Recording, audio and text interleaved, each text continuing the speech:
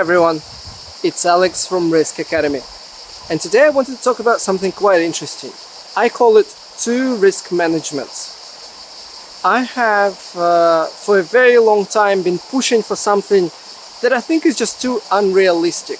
I have been pushing for every risk manager that I know to change his approach, to stop doing risk registers, to stop doing heat maps, to stop having risk management manuals or procedures or framework documents, to stop generating risk reports and completely switch to risk-based decision making, integrate into processes, change the way company operates with risks in mind.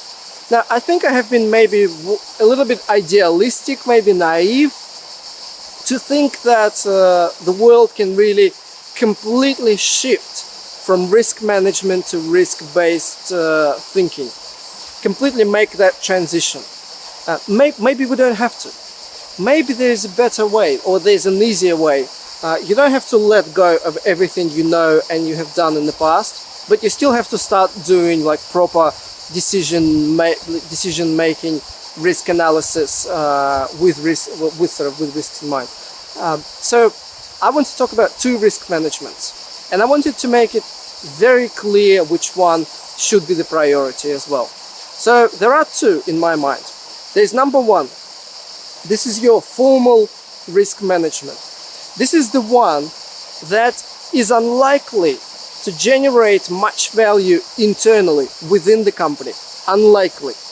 You still think risk registers are useful and risk reports are a wonderful source of information for your boards. Unlikely. Unlikely it is as effective as you think.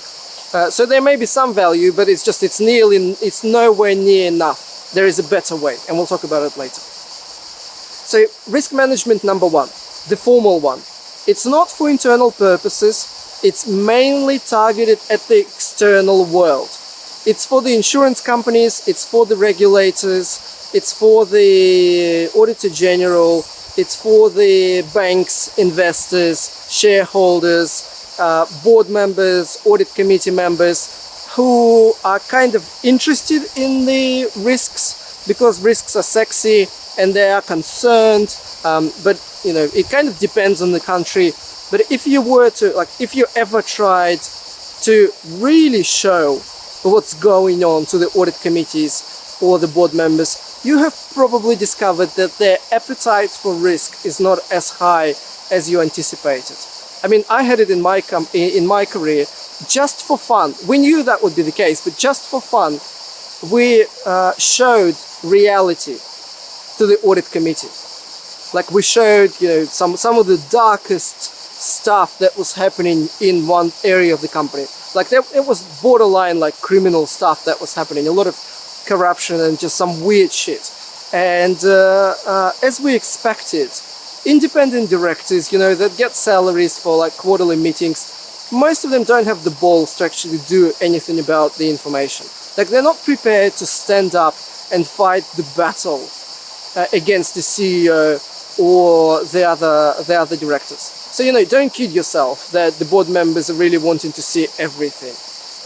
They don't. They're just happy with seeing something that looks okay and everybody's relaxed. So system one, if we can call it that, or risk management one, is all about external visibility, exposure, transparency to the rest of the world. You don't have to lie, but you just, you know, you show important things, but you don't show like all like nitty-gritty details. And I've never, for example, in my annual reports, I have never lied, but I have presented the information in a way that, you know, wouldn't call the prosecution office the next morning. I shaped it in a way. So for two risk managements, number one is external, and it is, don't get me wrong, you must have it. It's absolutely important to have that communication to the board, to the shareholders, supervisory regulators, external auditors, banks, insurance companies. You must have that transparency, rating agencies, you know, and so on. The list goes on. Because it saves a lot of money.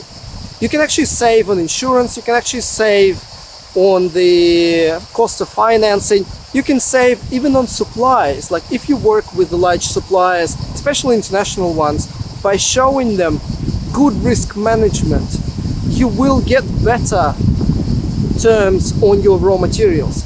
So, you know, you must have it. It's very important. And there's the second part of risk management, the second system, or the second, you know, risk management is the one you use internally. You mainly use it internally, and that is designed to help executives and managers and staff make better risk-informed decisions. So that's when you integrate into budgeting, into planning, into investment, into procurement, into IT projects, into everything that is associated with high uncertainty, and you try to make that decision-making quality better by integrating an element of risk into it. So, you know, in my idealistic view of the world, I always wanted the second sort of risk management to be self-sufficient, to provide enough information for the external world as well. Interestingly enough, I've actually achieved that, and I got feedback from the board and the ministries that they did not understand the conclusions and the way I was presenting information, because I got rid of all the risk registers and heat maps and everything else. So I presented like distributions, tornado diagrams. I even presented bow tie diagrams in the annual report once. I mean, I'm a bit crazy. And I got feedback that nobody really got it. So it was too confusing, too difficult. So, you know, like scale back to the heat maps. So it may be that in your company you would have two risk managements. One is for the show. It's like for the road show that you take with you everywhere and you show, but it's not the real one. Like it's not where you spend your time. You spend your time on the integrated into decision making. And this is, I think, this is the most important point I'm trying to make. The formal risk management is probably present in most of the organizations right now. Most of the large organizations for sure. And most large organizations also try and integrate into certain types of decisions. But the problem, I think, is that they spend 80% on the formal side, like doing the quarterly risk workshops or the annual exercises, doing like proper gathering information, sending out risk registers and then compiling all together, creating big risk reports. They're spending 80% of their time on this rubbish nonsense, and they simply run out of time to help decision makers make their decisions. Well, what I am trying to say in this video, I encourage you and I ask you to spend at least 90% of your time on decision making stuff, and then spend like 5 or 10% on the formal risk registers, the show things, because you don't really need to have risk. You don't really need to collect information from everybody. You can do it like yourself, because it's just for the show. Nobody really cares what sort of information is inside. So anyway, share with me what your thoughts on this are. I'm interested to hear your thoughts underneath this video. Thank you and goodbye.